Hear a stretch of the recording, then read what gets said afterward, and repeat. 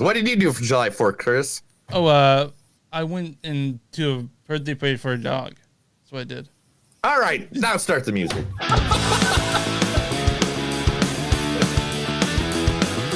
It's a show by Chris and Neil with all great movies. They are the real deal.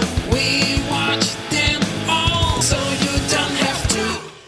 It's movies that don't suck and some that do. Ladies and gentlemen, boys and girls, listeners of all ages, welcome to a new episode of Movies That Don't Suck and Some Do. My name is Neil. And I'm Chris. And I'm Mark. Mark is with us again today, guys. You guys asked for him back. You guys said if you didn't bring back Mark, you were never going to listen again. So we brought him back. And for some reason, he's like watching porn at the same time he's talking to us. I don't know what's going on. I'm not watching porn at the moment. However, if you're on TikTok, you can follow my live stream on TikTok Live. However, if you're on YouTube, you can watch the show there on Movies That Don't Suck and Some That Do. I'm like the ravishing Rick Rude of fat white guys being on the internet. We're also on, I'm in two places at once. Is it live or is it Memorex, Neil? Neil, we're on X too, right? Neil, we're now live on X as well, right? Neil, we're on X. We're on Facebook. We're on your Facebook, or Movies Don't Suck Facebook, my Facebook, YouTube, and we're on Pornhub.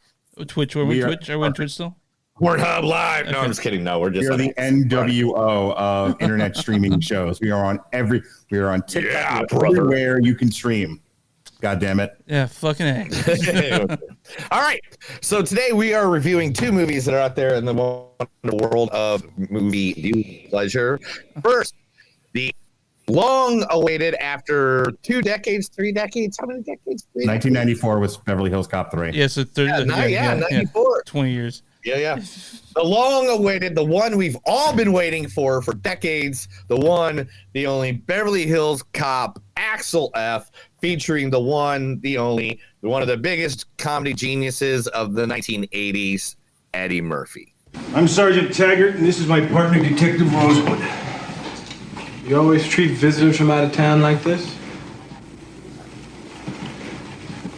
Why didn't you identify yourself as a police officer when you were arrested? Because I was minding my own business. Where the fuck do you guys get off on arresting somebody for getting thrown out of a window? We have 6 witnesses that say you broke in and started tearing up the place, then jumped out the window. And you guys believe that? What the fuck are you, cops or doormen? We're more likely to believe an important local businessman than a foul-mouthed jerk from out of town. Foul mouth? Fuck you, man. You watch your mouth. Hey, man, don't square off on me with some bullshit. You want to start some static? Hey, don't push me. Fuck you, man. Taggart! Yeah, from Beverly Hills Cop 1. Yeah, 1984. Yes, him and John Ashton. I thought that was the best way, because I mean, what else do you know John Ashton from? Like literally, like I think he was like in one episode of like NYPD Blue. Like years ago. Honestly, when I was a kid, thought they grew John Ashton out of a pot of dirt made of surly white men. I had no idea what else. We need an old white racist cop here. Just pluck one out of the plant. Also, one of the great legends from the 80s who's in this movie, the one and only Judge Reinhold. We found out your wife is worth quite a bit more than $10,000. What do you mean? We changed our minds. We've upped the ransom. To what?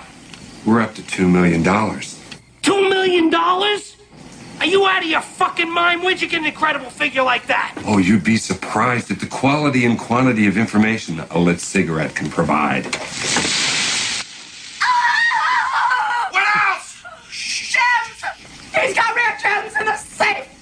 Oh, Sam, forgive me! What kind of gems? How many? I don't know! There you go. Was that Ruthless People? Ruthless People, because Yeah. I feel like everybody knows Judge Reinhold from Fast Time at Ridgemont High or Beverly Hills Cop, but that is one of my favorite Judge Reinhold movies of all time. Is Jonas, watch Ruthless People when you were done. done. Also in this movie, Taylor Page.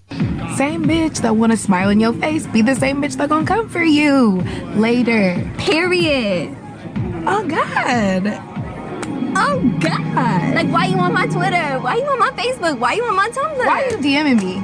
Sis, why you tagging me in photos you don't even fuck with me? Sis. Let me know. Sis. Let me know. Yes, sis.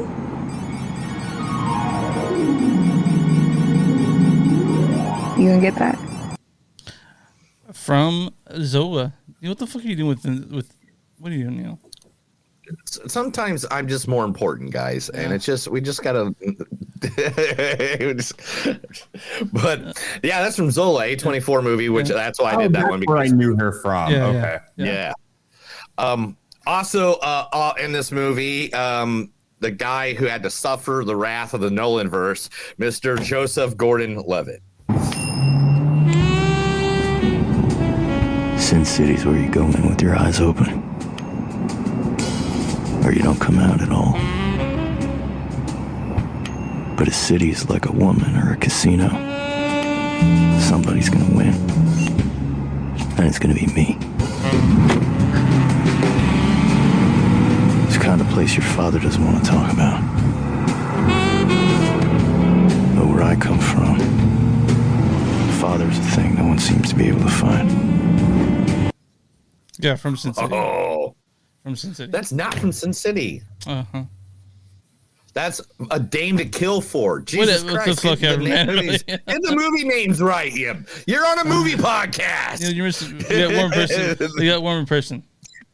And the one, the only, the greatest actor in the history of man, Mr. Kevin Bacon. And there was a time for this law, but not anymore. See, this is our time to dance.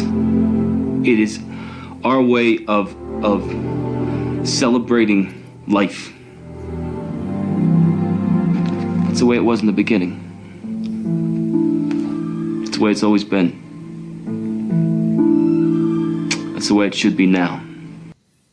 Kevin Bacon, Footloose. Now I gotta cut Footloose. You know why I play? You know why? You know. Shoes. Sorry. Do you know why I use that clip? Because the Bible's in it? No.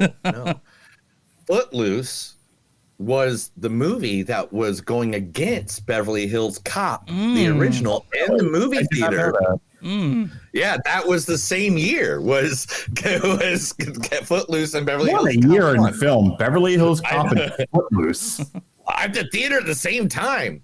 And that's a bunch of the actors in Beverly Hills Cop, Axel Foley. Now, the second movie we did this week, for some fucking reason, kinds of like, wait till I get to this movie, man. Woo! It's gonna be a fun time today. Anyway, the one, the only Emma Stone. You are not doing this for the sake of art. You are doing this because you want to feel relevant again. Well, guess what? There is an entire world out there where people fight to be relevant every single day, and you act like it doesn't exist. Things are happening in a place that you ignore. A place that, by the way, has already forgotten about you. I mean, who the fuck are you? You hate bloggers. You mock Twitter. You don't even have a Facebook page. You're the one who doesn't exist. You're doing this because you're scared to death, like the rest of us, that you don't matter. And you know what? You're right. You don't. It's not important, okay? You're not important. Get used to it. From Birdman. Birdman! Sploosh, dude. Yeah. Right. I always love Birdman. Then the guy that Chris would totally marry if he could. The one, the only Jesse Plemons. What's your deal? Where are you from? Huh? Where are you from? What? Can't speak? Are you mute? You can't speak English? Yes, you can. Yes, you can't. Okay. You open your mouth and tell me where you're from. Just make sure it's clear fucking English, okay? Where are you from? I'm from Hong Kong. Oh, China. China. The best Well, what kind of American are you? Yeah, what kind of American are you? Yeah, fuck, man. Chris loves the racists. I don't know why. What the fuck is wrong with you? Like Chris and Ronnie Adams are going to form a support group. You know, men who are abused and gaslit on podcasts. I know, Neil. People listening the first time, they must think I'm a horrible person. You're a bad human being, man. I mean, there's only 27 people watching right now. Anyway, then here's the guy that I would totally marry. The one, the only, the great Willlem Dafoe. Willlem, not William, but Willlem. That's what I said. Okay, all right. I did it in a funny accent. Barnes believes in what he's doing. And you? You believe? In 65? Yeah. Now? No. What happened today is just the beginning. We're gonna lose this war. Come on. You really think so? Us? We've been kicking other people's asses for so long, I figure it's time we got ours kicked. From Platoon. How the fuck did you not use him as the Green Goblin? You done fucked up. Oh, because you know what? Fucked up. No. You done fucked up because that's what everybody knows him from. Go back and get a movie that nobody knows that he's really in anymore. How many people today watch fucking Platoon? Everyone watched Platoon. No, I have met so many people who have never seen Platoon. I know. There's a lot of people that don't know culture. They're mostly women. Yeah. Listen to me. Oh, come on. Come on. God, we're going to get canceled by the end of this episode. Yeah. Into the reveal yet. Leave these two innocent men that I've now taken with me into the dark alley alone. I'm just focus all your hatred on me. Anyway, so is the point of these clips to play for like obscure movies that nobody fucking remembers or knows? Or is the point to play is a multi-award-winning movie. Yeah. And I figure play a Green Goblin crit. Come on, Spider-Man! Whatever. Kinds of kindness. All right, let's get going. One more. Oh, do I got one more? Yeah. Or I don't care. Margaret Coley, whatever. Fucking, I'm done. I'm out of here. I'm just taking my own stuff. That was a gift. I wanted you to have it. I don't want it, and we're not going to both use it. Suki, it's your wall dildo. No. It takes Alice too. I never liked her. And she won't stop barking. How can I take the dog, Suki? I don't have a home, remember? You kicked me out. Take Alice, take the wall dildo. It's your dildo, Suzanne. That's from Driveway Dolls. Were you doing cosplay as Richard Pryor's character from that one scene in Superman 3? No, actually, that was from one day I worked at a bank and they wanted us to dress like Western, so I dressed like a bank robber. You look like the dirt man, dude. It's like, why do they want us? Okay, I'm dressing as a bank robber. That's all I'm gonna get. I did. I had the bandana. I thought maybe you had whatever. But yeah, that's whatever. But anyway, Chris, tell everybody where they can find us. You can find us on moviesdon'tsuck.net. We're at XMTS Podcast. We're on Facebook at Movies Don't Suck Podcast. We're in what else do we do? Fucking Instagram MTS Podcast. We're also on Patreon, patreon.com. Just write this shit down from now on. We're at W2Mnet.com. It's W2 imagesmoviesnet.com. Find us there along with Mark's podcast. We're also on patreon.com/moviesdon'tsuck. We're on bonfire.com. Movies Don't Suck on Sunday Do. You'll find shirts and shit with our names on it. And where do you find podcasts? You can find Movies Don't Suck on Sunday Do. We're also on YouTube and all that shit. Subscribe, whatever. We talking about today? Talking really quick about the one, the only Nola's Creole. Motherfucker. Creole. Motherfucker. Coral. Kremlin. I said coral. It's Creole, dude. Greenland. It's Creole. What the fuck, dude? Now look at this beautiful restaurant. It's one of my favorite restaurants in the entire area of Tulsa, Oklahoma. It's beautiful. It looks like it's speakeasy. It's just cool. It's awesome. Look at this beautiful food. Oh, look at that. That's yeah. gorgeous looking. Oh, Like, yeah. I Look feel at like New that. Orleans and Tulsa Yeah. are like counterintuitive to each other.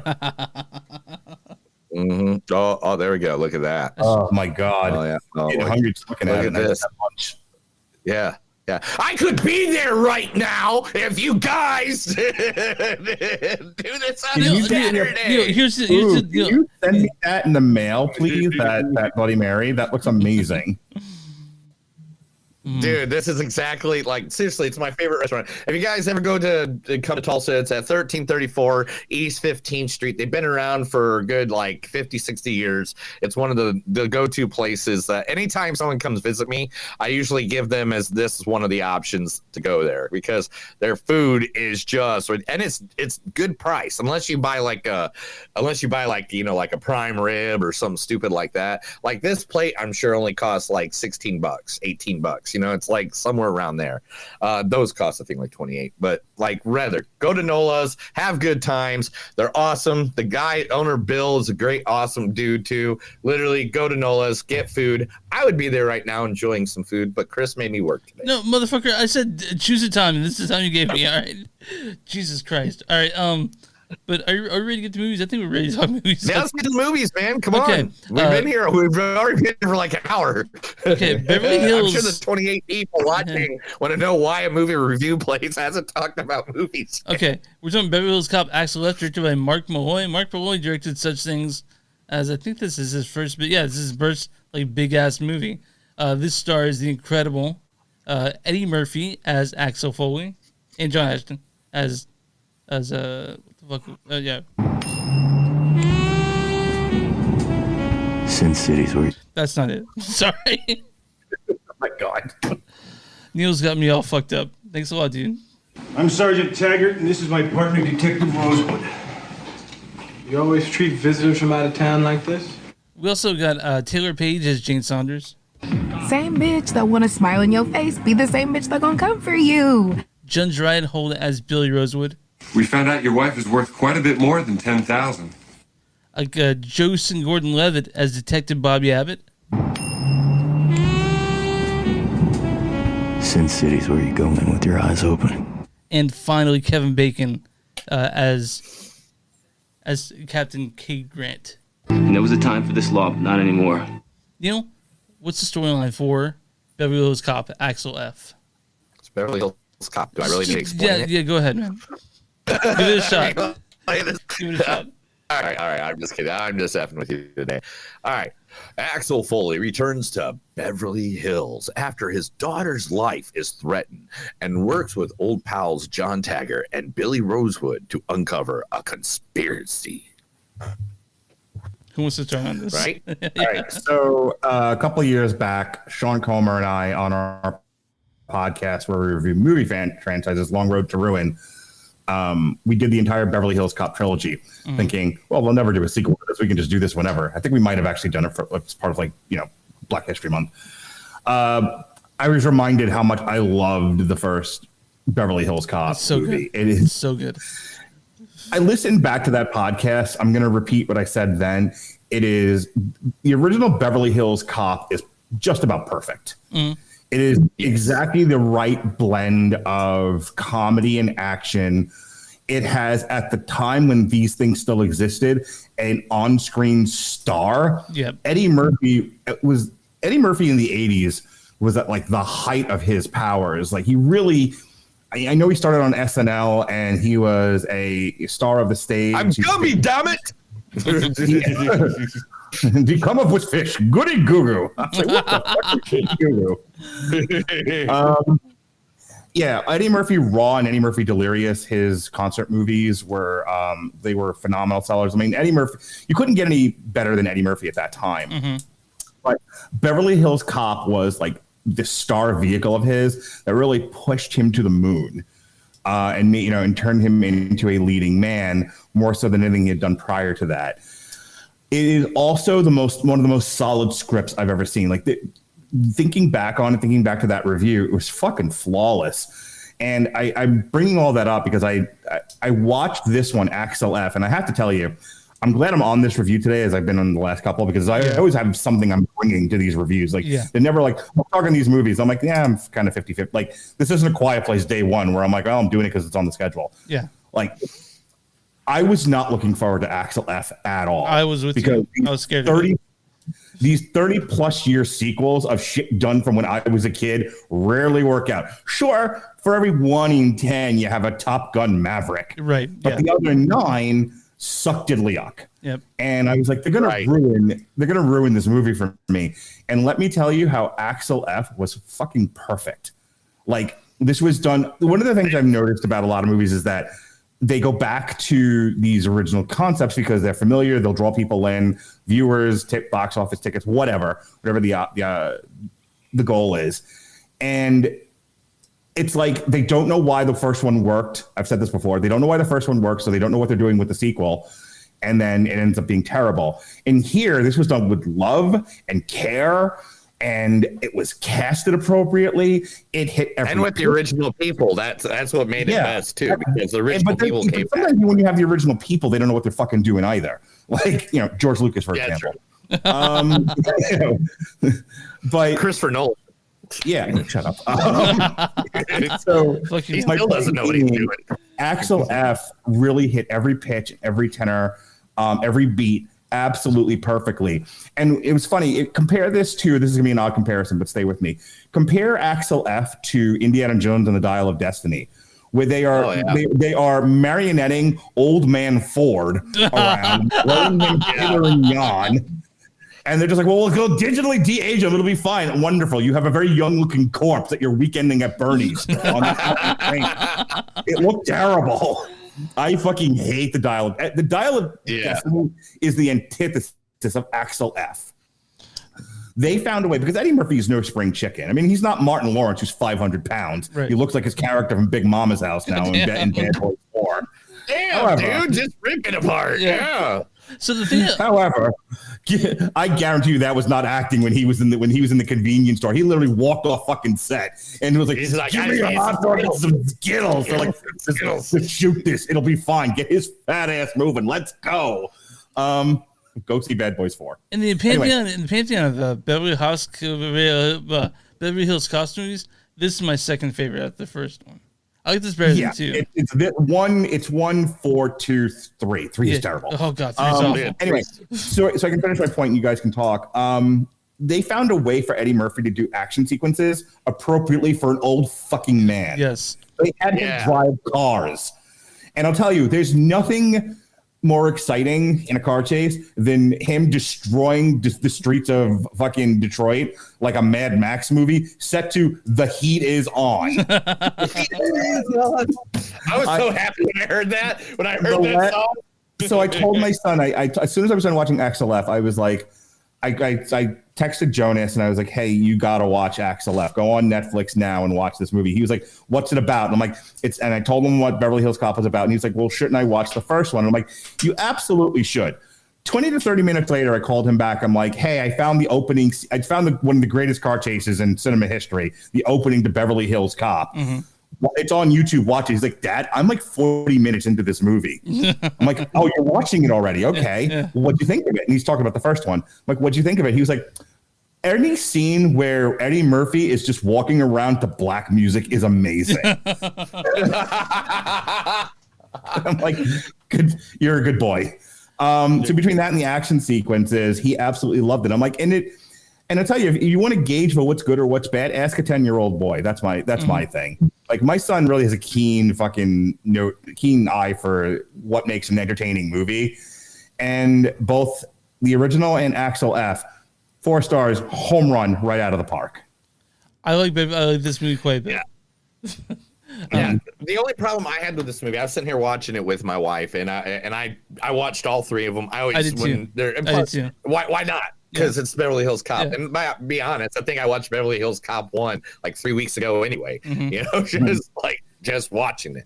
But the 2 things I really missed from this movie, and this is the only complaints I really have about it. One, I didn't miss, but this is just a complaint about the movie. I really don't feel Axel Foley was a guy that'd give up on his daughter and not try to do it, because everything about Axel Foley in every movie is that he never gives up. He just keeps going no matter what. And I just don't feel like that would be the way he would be as a dad. Can I just debate you on that point? Number one, I have 2 kids. I can sympathize with a father who the kids make it hard to be a parent. Yep. And her line in the movie about the child is always a child and the parent is always the parent. And yes, the child is always going to make life difficult, act stupid, do the wrong thing, and make the parent question, every parenting decision they've ever made and their own sanity. 100% tracked with me.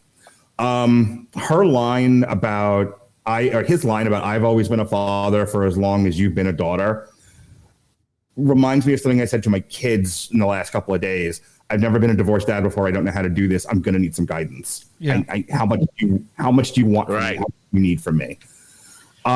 So to counter your point, he doesn't give up on getting the bad guys, but I don't know if you've ever had to deal with a child who's making you feel like everything you do doesn't work, and everything you try to do doesn't work out, and sometimes you just give up. And like, it's giving up on being a dad is not the same as giving up on being a cop or giving up on being a case. Yep. And should you? No, absolutely not. I'm not making the argument that I'm not saying that I am, and I shouldn't, and I don't think any father should give up on their kids. But man, does it happen, and does it occur to people, especially when things are just an uphill struggle every step of the way. So even before that conversation with my kids, when they were having the stuff between him and the daughter, who I really like Taylor Page in this. She was great. I don't remember what else. I forgot she was in Nola. I remember what else she was in.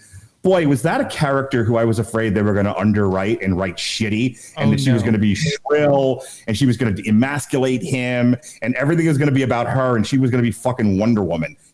Modern movies. They didn't emasculate him. What the fuck are you talking about? She got him off at the knees every time he tried to do a character. Her opening scene. That's my favorite part of Beverly Hills Cop. That was my second thing I wanted to get to. They drive her in her car off a fucking cliff. Every time he did every time he did another character, like when he showed up in the suit and tie, and she's like, "You look like a card salesman."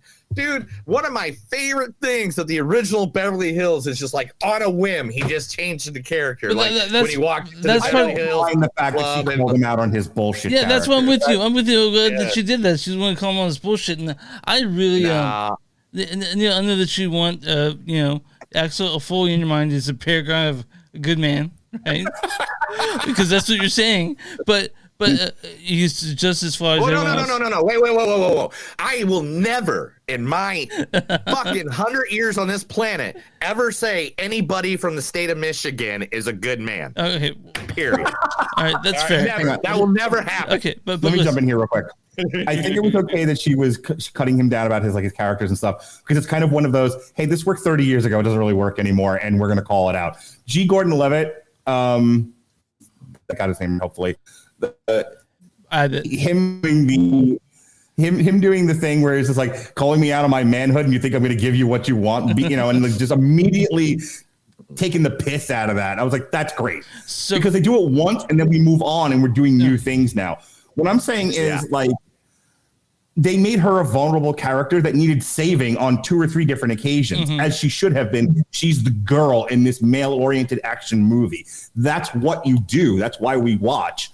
And so her opening scene is she's a badass lawyer, who's a busy businesswoman who don't need no man. The first thing they do is throw her out a fucking window. and she has to be rescued by the cops. It's great. So one of the things that I really actually enjoyed about this movie is the fact that the new characters they put in there worked. Yeah. Like Gordon Levitt worked, Kevin Bacon worked. They didn't crowd it with all these new people. We basically had 2 people that are new. Kevin Bacon's motivation for being a bad guy in this was awesome. He was like, I've been a cop for a while. This is the most unforgiving, fucking thankless job ever. So yeah, I'm now trying to just make as much money as possible. I deserve it. And Kevin Bacon also, he is still so fucking cool in everything he's in. This is no exception. Like even even for the interview for this movie, he was just like, yeah, I just took this job because, hello, I get to be in a Beverly Hills Cop movie with Eddie Murphy. And he goes, that's a bucket list item right there. I don't know if you know that, but I know that.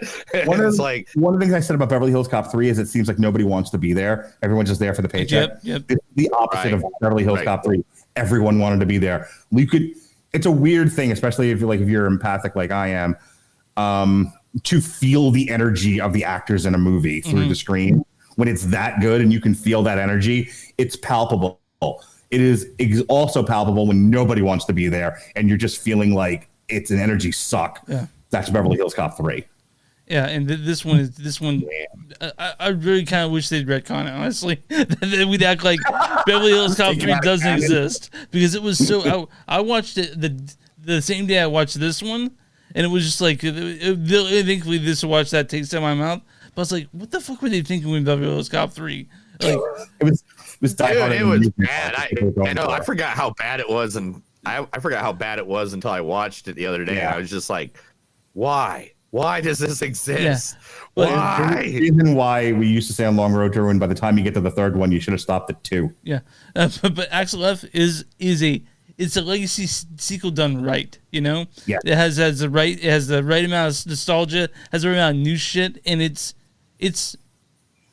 great that way. Like, to me, I'm glad this exists, and I'm glad they, you know, like you said, like Dial Destiny, they had to de-age it and shit. This one takes the appropriate age men and they can do appropriate age shit. You know what I mean? Like, yeah, 100%, Chris. That's what I was saying before. Yeah. If you have an old man, you can't be throwing him hither and yon, you know, or making, you know, or look like Daniel Craig in the last James Bond movie. You're 100. Stop fighting 100 men with your bare hands. Yeah. Or with one machine gun. Yeah, like here, dude, stop that. They have him driving trucks. He's driving cars. He's doing this. He's doing that. He's not chasing after people half his age. Yeah, it's ridiculous. Yeah. Mm-hmm. And I just this did things right, and it felt like also they sort of, it's not the Beverly Hills of the 80s or the early 90s. It's the Beverly Hills of now, and having that change in the demographic and landscape really helped it bring it to 2024 where we are, and I really appreciated that. And Eddie Murphy, he's great. Like this is better than Coming to America. This is better than, this is where we want Eddie Murphy. Yeah, a thing that really got me excited about this movie and what made it really good, like right off the beginning when he's like, motherfucker. And as soon as I heard that, I was like, oh shit, we're getting Eddie Murphy. Yeah, we're getting Axel Foley. We're gonna hear motherfucker a lot. That conversation he has at the Detroit Red Wings gang with the white cop, and the white cop, you know, and he's like, oh, what? I can't like hockey because I'm black. It was a very true modern moment because it totally plays with the sensitivity towards race and gender and sexuality while also making fun of it. And look, if you've ever talked to somebody who isn't white, when they're smart and they're in the know, they'll fuck with you about it, and they know that they have a leg up on you, and it's just like you just sort of accept that, like, yeah, all right, you win this round. And they totally do that at the beginning of the movie, and it was like, yeah, that's exactly what would happen. It's hilarious. That's exactly how Axel would have acted, you know, and that's he has that character down. You know, Eddie Murphy has Axel Foley down, and it's not that Axel Foley from Beverly Hills Cop 3 who's no fun at all. This is Axel Foley from Beverly Hills Cop 1 and 2, where he's fun and great to look at, and he's sleek and he's cool. This is exactly what Eddie Murphy. I was so afraid we're gonna get the wash down, like, you know, like, oh my gosh, this is PG-13. Is this PG? Like, I did not think we were gonna get this Eddie Murphy. I loved it. I'll watch it again right now. If somebody, like I said, I told my son, I said, go get your stepbrother and go watch Beverly Hills Cop, Axel F. Like, you know, I highly recommend. So a little ways back, Jonah was like, I want you to show me all the good movies. I'm like, well, buckle in. I got 2 decades of fucking movies, the 80s and 90s.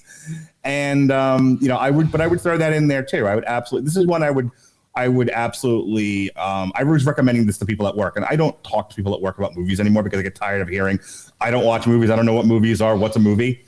And everyone's from fucking Belarus where they don't have culture. So It's like, what, he had like a Belarusian audience? But this one, I was like, I'm going to take the step to actually talk to my coworkers. Yeah. I know you idiots have Netflix. You're mostly girls. You watch documentaries about killing men. I get it. Turn off the documentaries about killing men and watch Beverly Hills Cop Axel F. So I have three things that I do when it comes to figuring out how I should recommend a movie. Do I recommend my friends, or I recommend to my in-laws, or do I recommend to anyone? And this movie, I recommend it to anyone and everyone. 100%. Yeah, that changes next This is movie. a fun movie. This is a fun movie. All right, Chris, let's get started. What's your rating? My rating on this is a 4.2. Actually, I really fucking enjoyed Axel F quite a bit. It's solid. It's better than 1. I mean, it's better than 2. I mean, it's the best of them. And to have that is very fucking rare. So I want to give Beverly Hills Cop all the love we can get, because it's a fantastic. In the world of legacy sequels, there's shit, and then there's Axel F. So There's shit, and then there's Axel. Neil, what's your score on this? At the end of the year, when we do our top 10 and worst 5 and all of that, right now this is my top 5. Oh, right, great. It was that good. And that speaks more of how horrible movies have been this year so far. Oh my God, I know. But we got plenty of that to talk about here soon. Fuck anyway, you, oh God. Oh my God, I'm so gonna tear this movie apart. So anyway, what's your rating, 1 through 5? I said, Mark. I would give it an A of 10. Okay, works. An 8 out of 10. We gotta breathalyze the guest. All right, we gotta breathalyze the guest before they come. All right, I'm sick of this shit. I give it 9 monkeys in a barrel. Yeah, 9 monkeys in a barrel. All right, Chris, I'm with you. I'm gonna go 1 above just because it actually it surprised the shit out of me. Like from that beginning, like the heat is on, and then all of a sudden he's like, "Motherfucker!" And like literally, when it comes to that part, it surprised me so much. It made me so happy. I was smiling they could have fucking ruined it from the next 20 minutes and I wouldn't even care, and I was still smiling. Like I got to hear Eddie Murphy one time say "motherfucker," so it's like, but I'm giving it a 4.3. I liked it. I loved it. I want some more of it. I tried so hard. You can't get nothing. All right, Neil. No. Let's play the Rotten Tomatoes game. What is the line score for Beverly Hills Cop Axel F? They definitely gave it an 88%. 79%. Yeah. 89? Really? 79. Oh, well, fuck them in the goat ass. Okay, what is the critic score for Beverly Hills Cop Axel F? Probably -5 because critics hate anything good. Let's go. We'll go 83. 65%. I knew it was going to be in the 60s. Yeah, I should have said 60. I would say for I'm doing the other thing, and my mind's already. For old heads like us, yeah, it was perfect. And for people who know movies, this is structurally sound. It's darn near perfect. However, I can see this missing with an audience of young morons because they don't get this kind of genre. They don't get this thing. They're not educated on these kinds of movies. And so for some of this, it's going to be a miss because they were not brought up in the culture that would appreciate a movie like this. And as for critics, I don't know, critics probably love Kinds of Kindness, but didn't love this for all the reasons people go into movie criticism, where they're looking for the most delectable fruit on the most, ripe tree. And it's like, sometimes you can have a perfect movie that's also just dumb fun. That's the secret. Yeah. Critics' consensus is on this. Content to let a video game Eddie Murphy bring all the heat. The fourth Beverly Hills Cop goes to nostalgia, but marks a welcome return for Axel Foley. That sounds like a good review, if you ask me. This is I'll read a bad review and a good review. This is from Stephen Propke of Third Coast Review. Says, first-time feature director Mark Radulich does a serviceable job keeping Axel F moving and allowing Eddie Murphy enough room to improvise, but still gives a 1.5 out of 4. And this is from Alan Almacar of the MacGuffin. He says, I've always been wary of legacy sequels as the worst of them rely too heavily on nostalgia, as opposed to telling a good story. Fortunately for us, this does a better job of balancing the two sides. Yeah, this is a legacy sequel that works, and I'm glad we're all the better for seeing it. Awesome. All right, ready for news, or are you still pulling stuff up?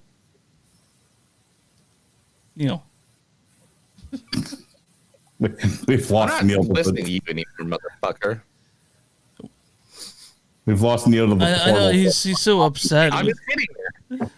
You ready for me to play I'm just kidding. Yeah, let's do the news. Oh fuck, man.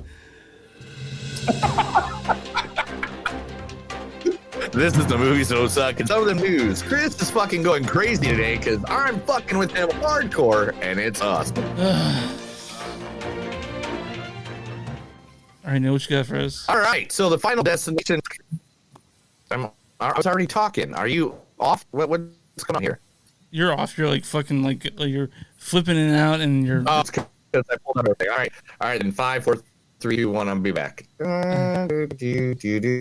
hear Neil clipping the whole time, right? Like he's just like going in and out. Is it just me, or is this voice all fucking? Yeah, it's been kind of a botchy sound. How are you, Chris? I'm great, man. How are you? I'm good. I'm at the girlfriend's house for the week. It's been great so far. Oh, good. Neil, come back. Come back. I know you're back now. Did he just leave the podcast entirely? He might have. Talk to an empty chair. He's gonna talk. I can do another 20 minutes on fucking Beverly Hills Cop. To be honest with you. Yeah, he's not gonna want to talk kinds of kindness because for some he didn't like it apparently. Either that he's trying either he's trying to upset me, which is always the case with Neil. He's always trying to upset me. I don't know what the fuck he's doing right now. You know, it's so funny. When I was watching Kinds of Kindness last night, I was thinking about this podcast. Mm-hmm. I was like, this is going to be another Bo is Afraid situation where Neil's going to come on loaded for bear, ready to kill you. Yeah. Because he was like, why do you make me watch these movies? Yeah. I clearly have an aesthetic I like. Yeah. And this ain't it. I have things to say about Kinds of Kindness. Some of them kind, some of them not as kind. Some of them not as kind, but we'll talk about it. But yeah. I have to do. Sorry, I had to take a dump. Oh, perfect. All right, Neil, we're ready for news. All right, ready for the news. Mm-hmm. Final Destination. Okay, well, let's go from here. 1, 2, 3, 4, just in case you want to cut some of that bullshit you guys were talking. I don't know what the hell you guys were talking, but it was weird. All right, Final Destination creator is set to put a new spin on the classic urban legend. That's right. Jeffrey Reddick, creator of Final Destination, is working on a new spin of the urban legend of Bloody Mary. I'm surprised it hasn't made again. Like it's fertile ground for shitty remakes, you know? So, literally, what is it going to be? Is it going to be don't we have that? Isn't it called Candyman? Yeah. I'm just throwing that out there. I think Candyman already exists. Is Blumhouse making it? That's what I'm asking, because they've remade some shit over the past couple years, and you know. It's going to be based on the New York Times best-selling book Mary. The Summoning follows a group of teenage girls who discover ancient spells and face the consequences. I feel like I've seen this movie before, honestly. I feel like good. The only movie I want to know, the only Bloody Mary movie I want is where did the drink Bloody Mary come from? You want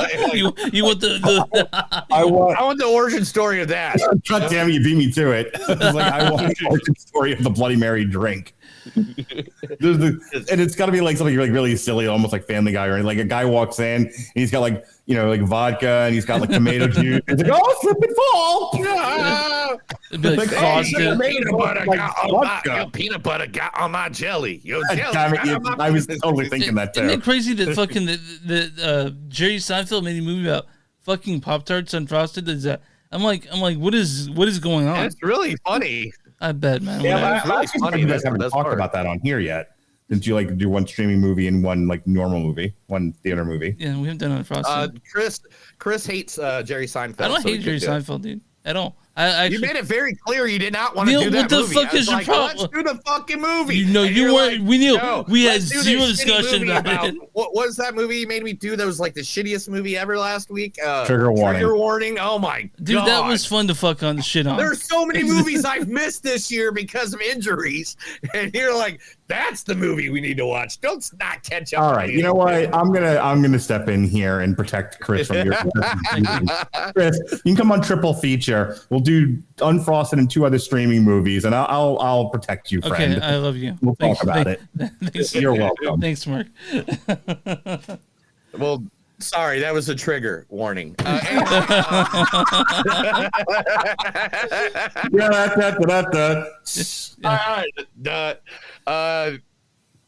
Okay, now what were we going to talk about? Oh, yeah. November 14th, 2025, we're finally getting Now You See Me Part 3 will be coming out. That'll be awesome. I haven't seen either of the first ones. Like, so if we we talk about the fuck, dude? It's like Ocean's 11, but with better actors. But anyway, I kind of didn't know. It's just like when we do these these sequels for movies, I am completely set to go back and rewatch or watch the ones I haven't seen. So that's a good, day for me.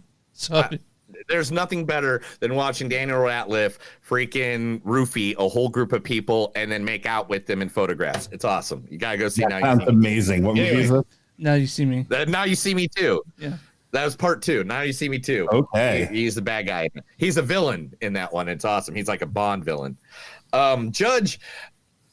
Judge Mary Marlowe Summer rejects defense motion to dismiss charges in the Alec Baldwin trial. That's right. He's still going up for manslaughter. Yeah, I have a friend. I have a friend who's convinced he's going to prison for it. Like convinced. So I don't know. The trial is set as of Monday. It starts in Santa Fe, New Mexico, so on July 9th. So Alec Baldwin might be going to jail. Cool. Yeah. You can go right next. You can go with Jonathan Majors.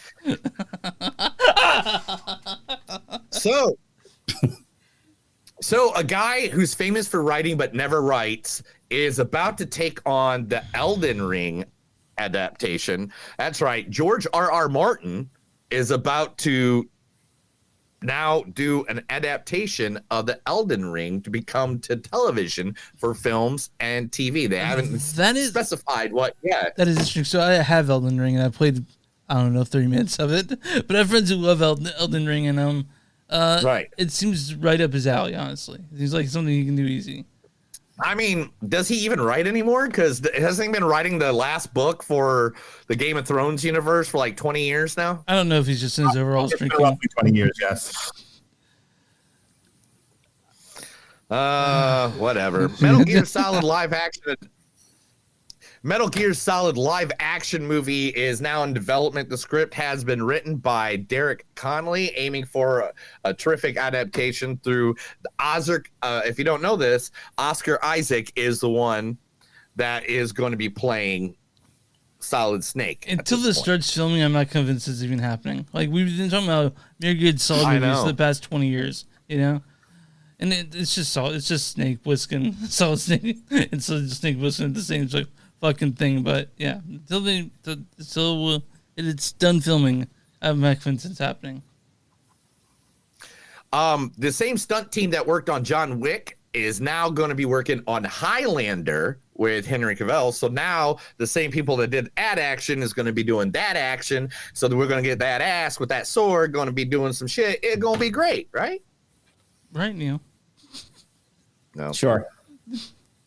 Hey, dude, it was July 4th week. There's not many freaking news things out there. Right? I'm trying really hard, guys. Talking about Chris, a movie that's... Hang on 1 second. Chris, let's keep no-selling this for Neil for him fucking with you, okay? Okay, let's do that. Yeah. Okay. Yeah.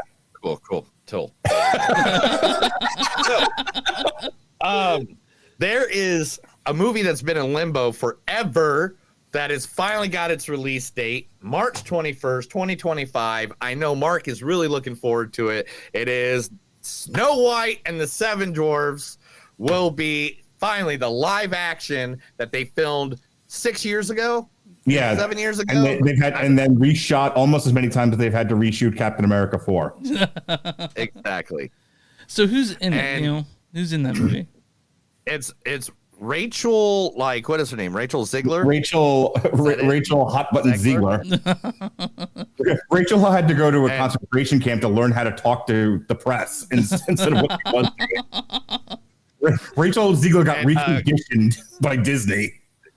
Gal Gadot is the evil queen, and the director is Mark Webb from Amazing Spider-Man. Yeah, you want my reaction to the story? Gal Gadot can't act.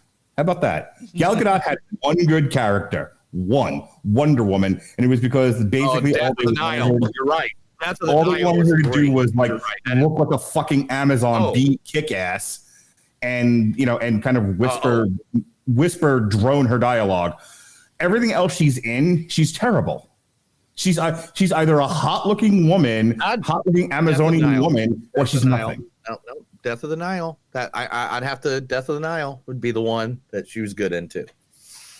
Where she played Wonder Woman in a fancy dress. Yes.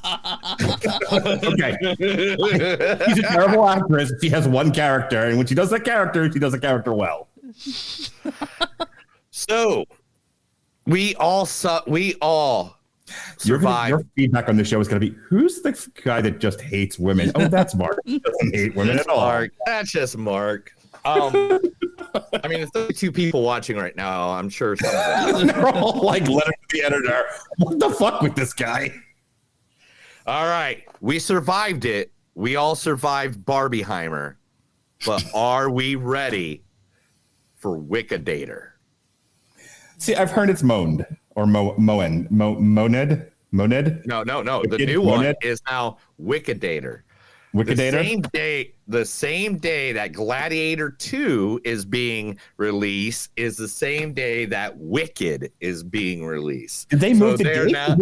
Did they move the date from Thanksgiving week? Because it was supposed to be originally both Gladiator 2 were they were going to be on the 27th, and they moved it to the 22nd.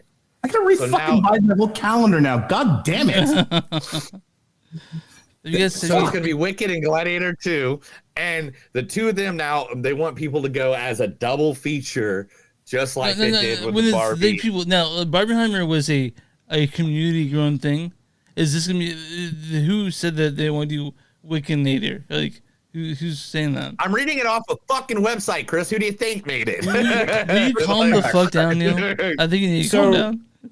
So a couple of things. One, when the Barbenheimer thing happened, it was Chris Nolan got a big money contract from Universal after there was like a bidding war for him when he left Warner Brothers. And then Warner Brothers had been working on Barbie since roughly the year of the flood.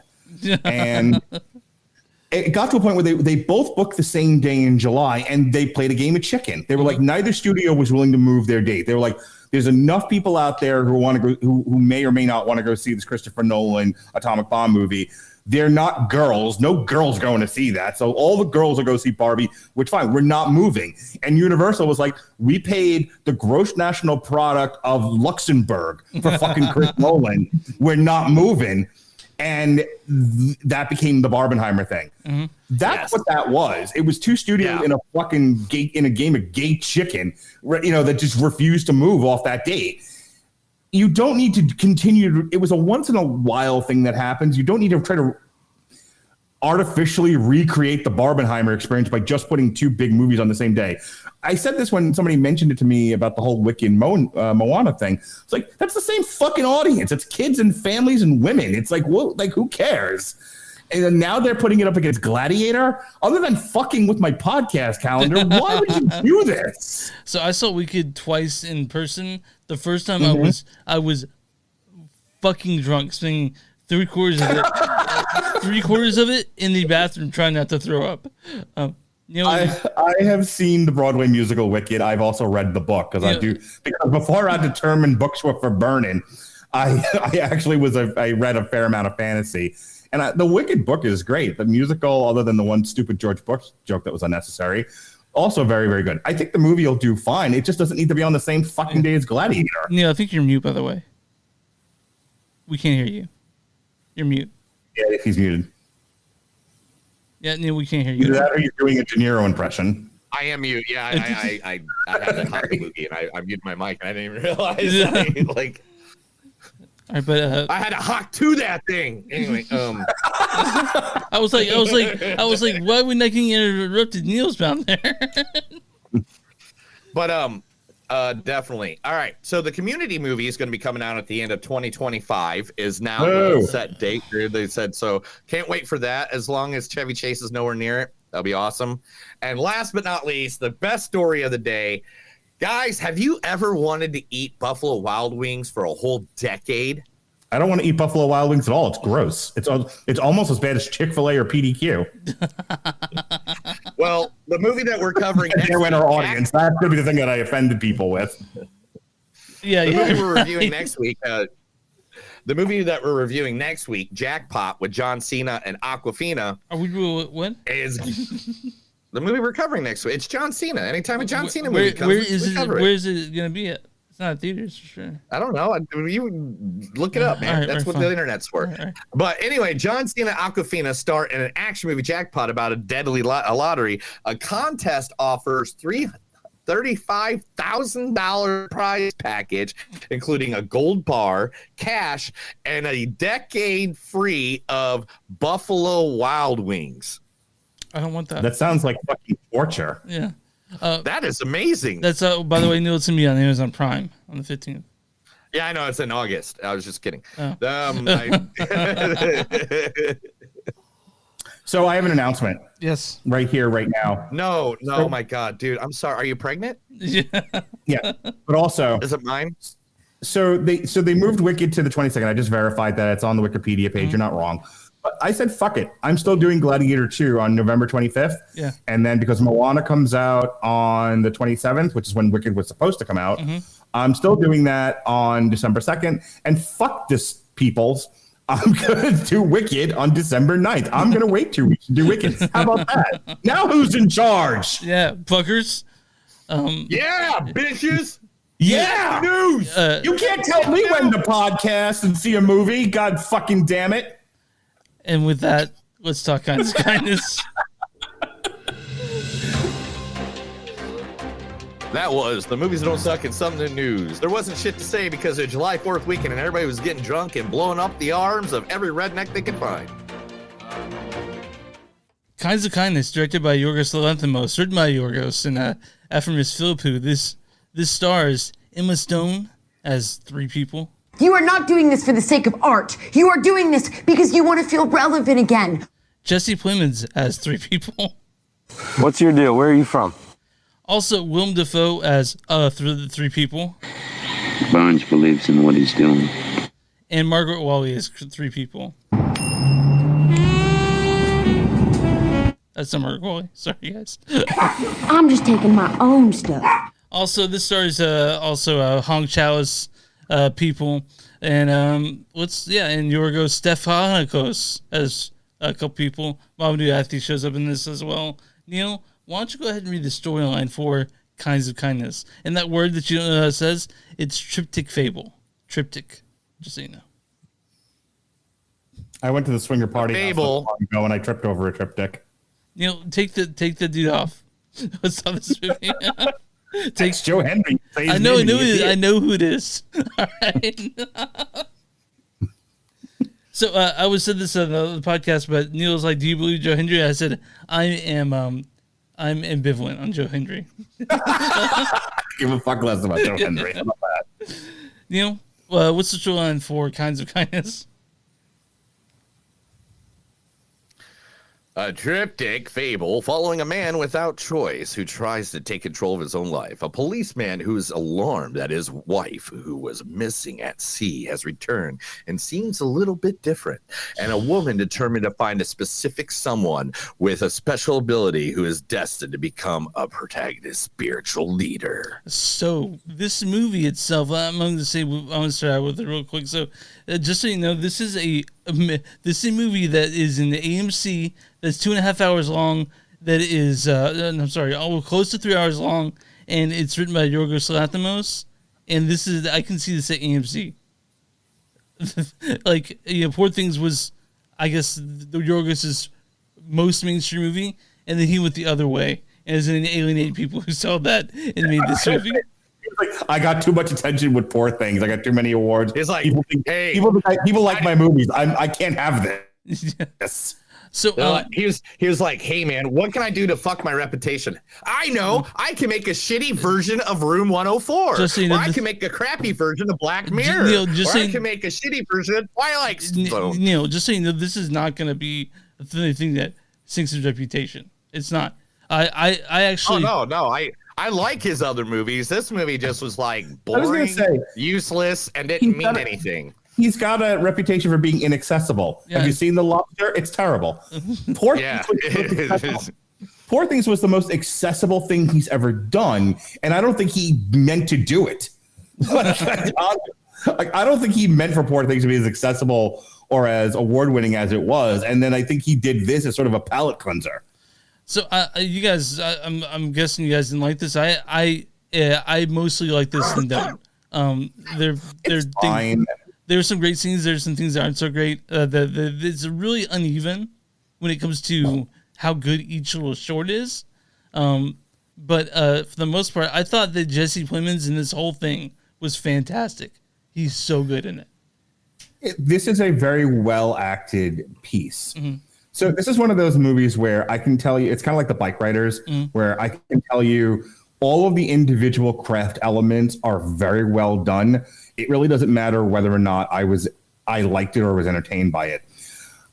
You know, movie criticism should be about, do the craft elements work, not your personal opinion. Your personal opinion can play a role, but it shouldn't be what a lot of professional movie reviewers think it is, which is their personal opinion. This is not an editorial. Yeah. So here's what I'm going to tell you. Kinds of Kindness, these are interestingly written shorts, like little short films. These are extremely well acted. Oh God! This is yet another. I was thinking a lot about Wes Anderson while I watched this because this is yet strange another enough, movie. right? Yeah, it was Yeah, strange. this is another movie that makes me hate white people. I'm just like, what the fuck?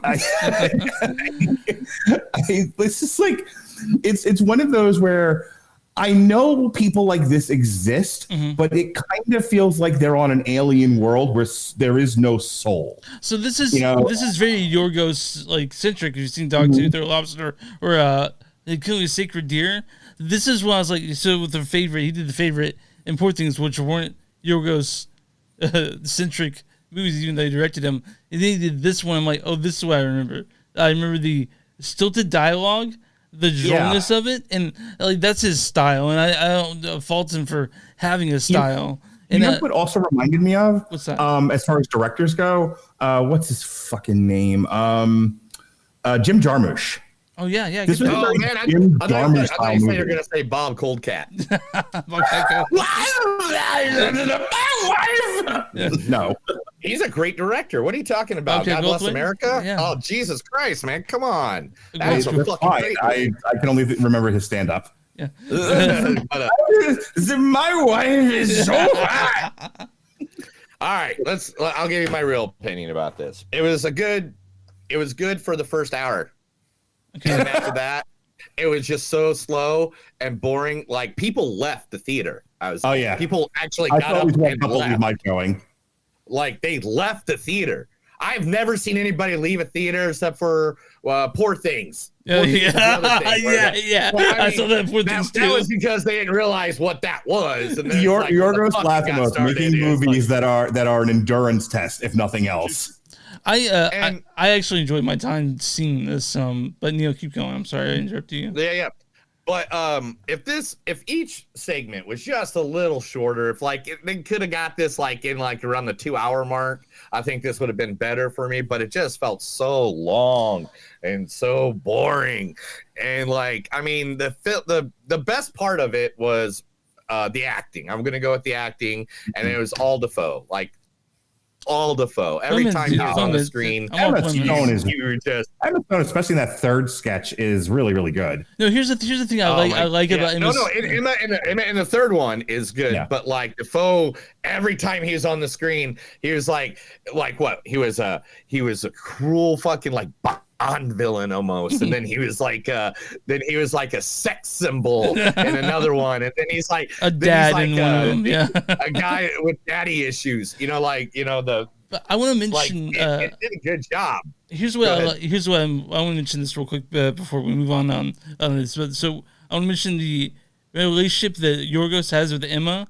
I love that Emma's doing weird shit like this. I am so happy that that she's going crazy with Nathan Fielder. Even I miss Easy A, man. I don't miss this at all. I think Easy A movies. I love that Emma's doing this weird shit. I want her to do it, continue doing weird shit. Like she's doing this, and then that thing with Nathan Fielder. I forget what it's called, but she's doing another movie with Yorgos right now. They were talking about it in the interview I listened to last night. No, she needs to go back and do more stuff with Seth Rogen, man. I need another Superbad. I am totally fine with her doing weird shit. I want her to do more weird shit because she's fearless in this. And Emma Stone Jesse Plemons, Willlem Dafoe were all fantastic in this as acting. No, she needs to be movie 43 right now. On a movie 44, and I want it right now. See you with guys her. later. So here's my question. I'm gonna direct this to Chris. Yeah, sure. Because now I'm hosting your show. I'm taking over. Sorry, I'm just kidding. Chris, Wait. What was that? What was that? Neil, But anyway, bring him back, Neil. Bring him back. no, I deserve that. Bad Mark. But seriously, Chris, let's leave me out of this for a minute. Did you think that Yorgos Lanthimos was trying to make a statement about like sexual fluidity?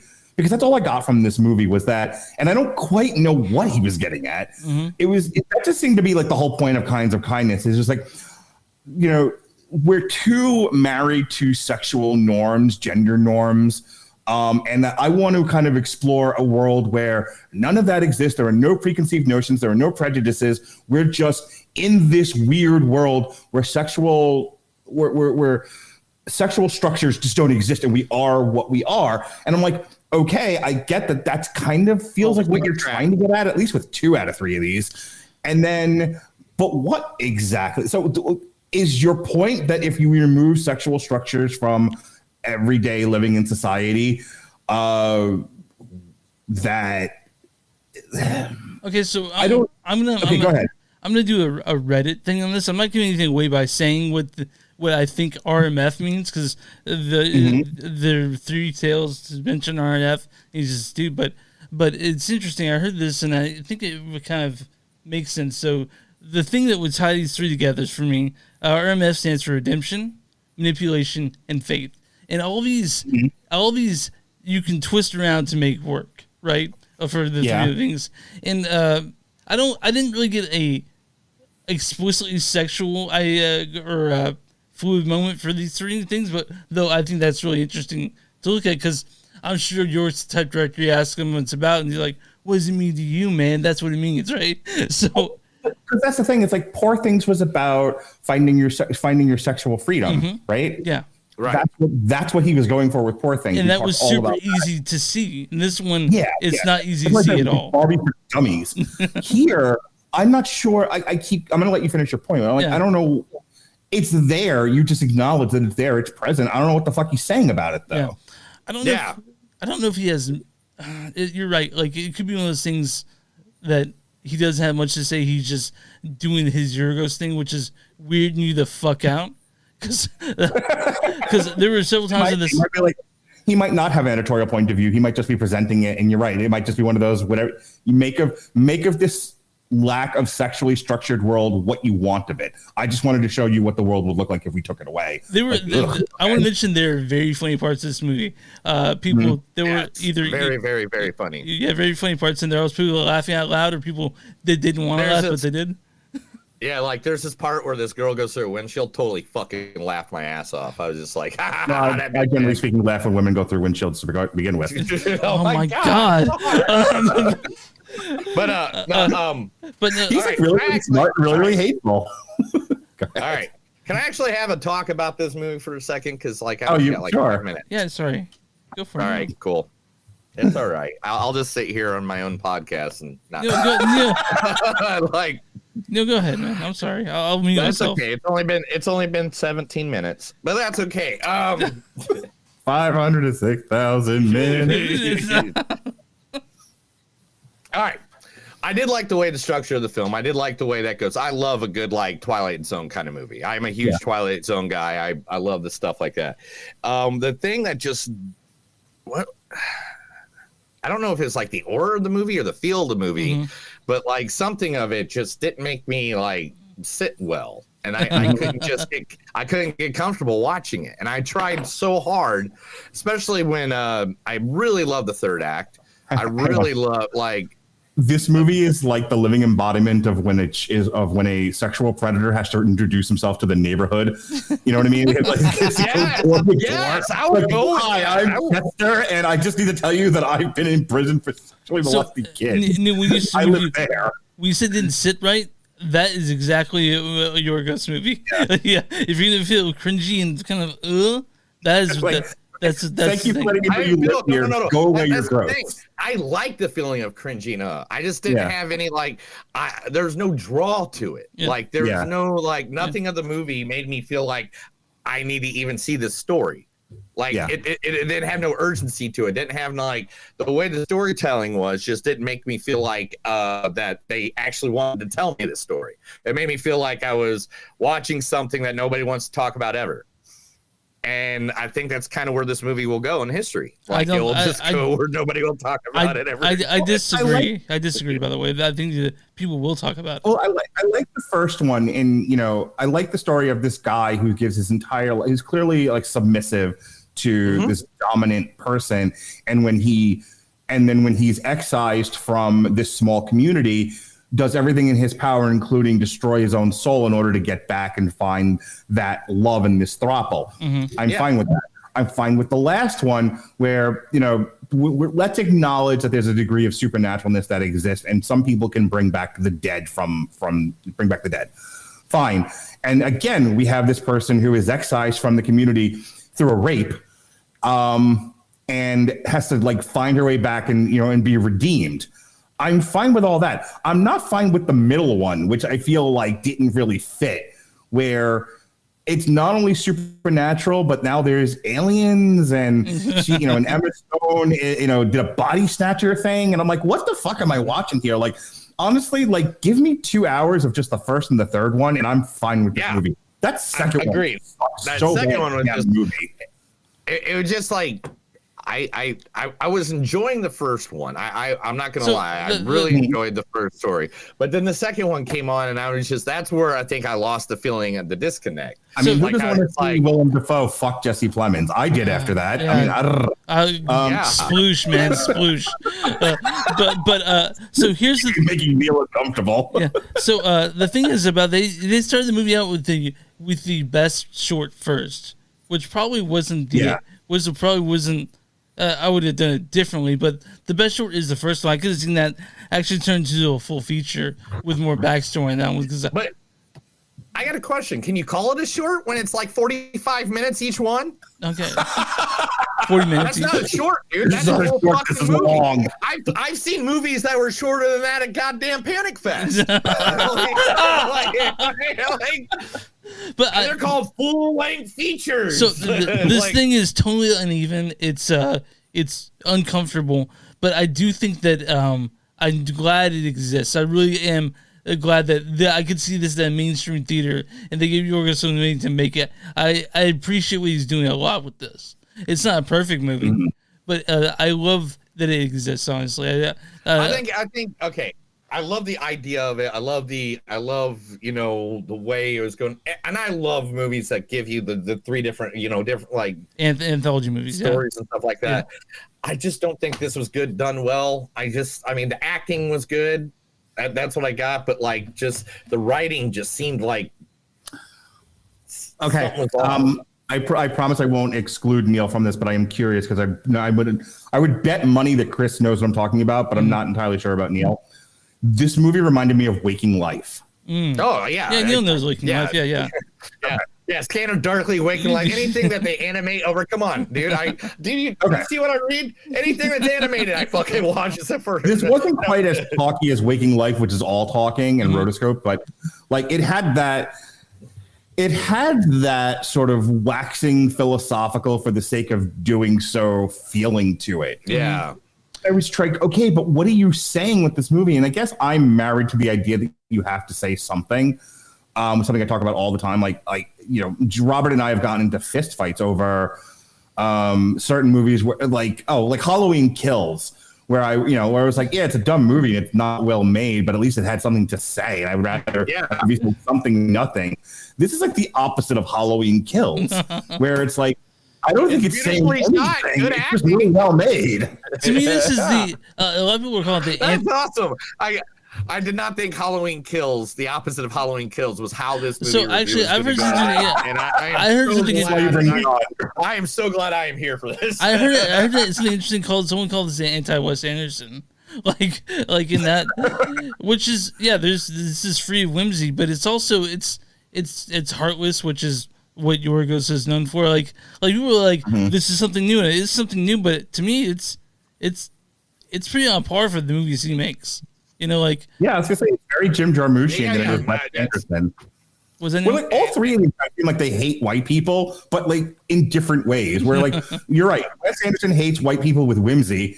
Jim Jarmusch hates white people in the way that a scientist might hate the experiment that they're working on, and Yorgos seems to just like I don't know, like it's like he hates white people, but he doesn't quite know why. Like I don't know what his problem is. But I mean, I didn't get to hate white people in this one, but I'm sure, of course, horrible things happen to white people in all those movies for sure. But they certainly did, Ollie. But I feel this movie is like the photo that I just put up in the corner. Like, I feel like it's supposed to be whimsical, but at the same time, it makes people feel uncomfortable. And I think that did definitely make you feel uncomfortable. I had a friend next to me who there's one scene where he was literally go like that. And I remember when I said the same thing happened to Lobster to a stranger who sat right next to me who was making awful noises near the end of the Lobster, and I was like, okay, yeah, this is what I remember a Yorgos movie being. And I can tell this is a very divisive movie. People hate it. Some people love it too much. And I'm actually I like it more than I dislike it. But like when we talk about the things, it's really fucking long. There are things that meander, and there's scenes that just didn't fucking need to be there at all. Like it didn't add on to the story. So in the second story is to put that the best one first was, I mean, it made people stay longer than they should have maybe if they were gonna walk out. You know, I don't know if the first one was the best one. I mean, maybe by a degree or so, but not wildly the best. The third one, I think, definitely had its merits. Like, she gets drugged, raped, goes back to her community in the third one. She is soundly rejected, and then she goes out looking for a way back in. She finds it. I don't quite remember how it ends. I know she does the stupid dance during the credits, which is great. But how does the third one end? Does the chick end up living, or I know she doesn't make it back to the community. It was unclear, but there's also a mid-credit scene if you guys stayed for that, which I did. I with the one guy eating at the hot dog shack. Yeah. I don't even know why. Why does that matter? I don't know. That didn't matter. I was like, I kind of walked out. I always read to see if there's a post-credit scene on every fucking movie before I go see it, because who knows what has a post-credit like. And I was like, okay, it says there's a mid-credit scene, and that happens, and I'm like, well, no, I was here. That was here for 2 hours and 40 minutes of my life that I can't get back. That was the way to stick to watch a guy eat a fucking hot dog. There was a guy. That was the way to have RMF in every segment, because he was in the first one as the guy that was supposed to run over. The second one, he was the guy who was flying the airplane, and that was the third one, eating a sandwich. So wait, sir, are you explaining the movie I just watched? I'm just telling you why he's in it. I was just telling you why he's in it. I know why he was in it. I got the idea. I got the feeling. I got exactly what it was supposed to do. I just didn't give a shit. It was just like, okay, cool. Yeah, okay. I'm supposed to feel this here. Awesome. Right. like I got that point. It was just like I totally have to agree with Mark with the whole Halloween Kills thing. I think that is the best reference you can possibly go. At this point, I just say cut it. We're done. Neil, what's your score on this? I'll give it a 3.3. I'll give it. I love the acting. I did love the scenery and stuff like that. I'm glad I got a movie I can fall asleep to that comes out in like 2 months. It'll be great. It'll be awesome. Okay. I'll put it on the TV. I'm sure I'm gonna fall asleep to this movie many times. But besides that, Mark, where are you in this? Give it a pass.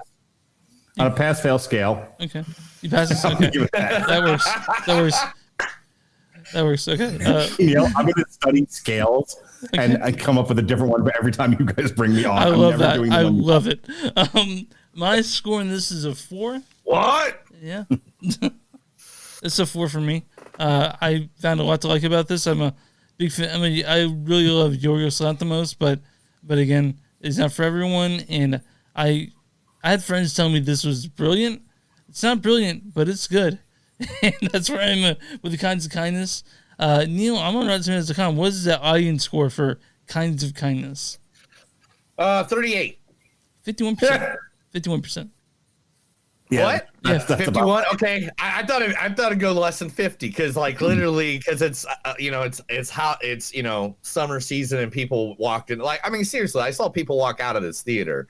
I really haven't seen that for movies, man. Yeah. I'm probably gonna go when I have. And it was 30 minutes in. Like they didn't. It wasn't just like they were like 30 minutes in. They're just like, we're done. It's gonna make me uncomfortable. Neil, what is the correct score for Kinds of Kindness? 91, 73%, which is probably what I expected.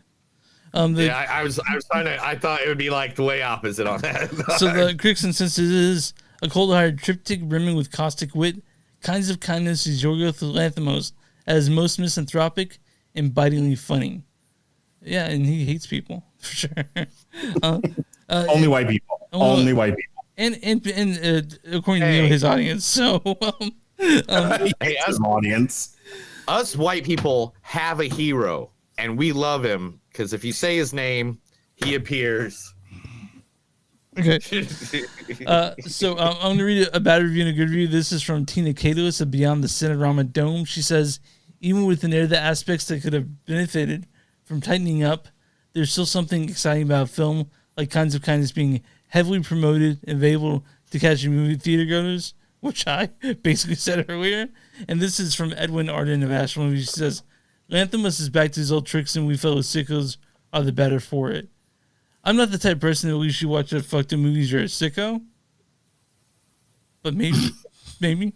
And Marco one, I was trying to find fat guy at the movies. I couldn't find his review for this one. So I know. Was this too much movie for Kevin Carr, fat guy at the movies? Yeah. Neil, there's a I don't Neil doesn't get the Rotten Tomatoes that much, but there's a guy who gives his reviews and his fat guy at the movies, and I think that Mark and him have a. Oh, I know who he is. Yeah. Neil, Robert. A couple years ago, Robert and I picked a fight with it. A couple years ago, Robert Winfrey and I picked a fight with him on Damn You Hollywood, and we have never let up. Never. I want to see that cage match, honestly, between Mark and that guy at the movies. Yeah. It's less of a cage match and more of the curve bump scene from American History X. All right, but yeah, that was Kinds of Kindness, guys. If you guys want to, first one is available on Netflix, easy to watch, and it's a good one. And then you can go to the theaters and spend 2 hours or 45 minutes being uncomfortable. You can go see Kinds of Kindness. Yeah, Kinds of Kindness, not a movie to bring a girl to. Oh yeah. No, definitely not. I saw a row of dudes get in, and they were just like, and that I could tell they were film Chad, so they were super excited for this movie. I was excited to see it too, but I saw film Chad open up. I was excited. I really wanted to see it. Yeah, we saw this over Quiet Place Day One. Mark, should we see that? Quiet Place Day One. I mean, yeah, I mentioned this on my stream earlier. Somebody had asked me about it. Our review of A Quiet Place Day One is absolutely adequate, serviceable filmmaking. Okay, Neil, take away Joe Henry. I want to see your beautiful face. What? I want to see your beautiful face, Neil. You say Joe Henry, he appears like Candyman. I know. Why, Chris? Neil, I just gotta. Neil is fucking done with this show. He is over it. I'm sorry. I pretty much got stoned just a second ago. Anyway, no shit, dude. Yeah. No shit. But anyway, you don't say. Yeah, definitely. But so what did you want?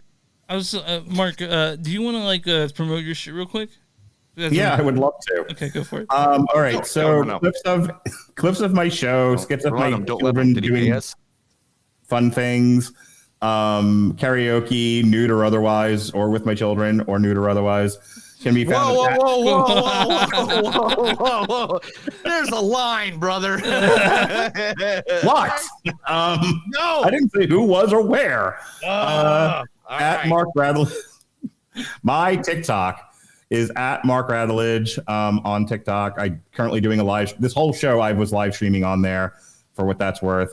I do live streams on there when I watch boxing or I'm going to be watching Money in the Bank. I'll do a live stream then.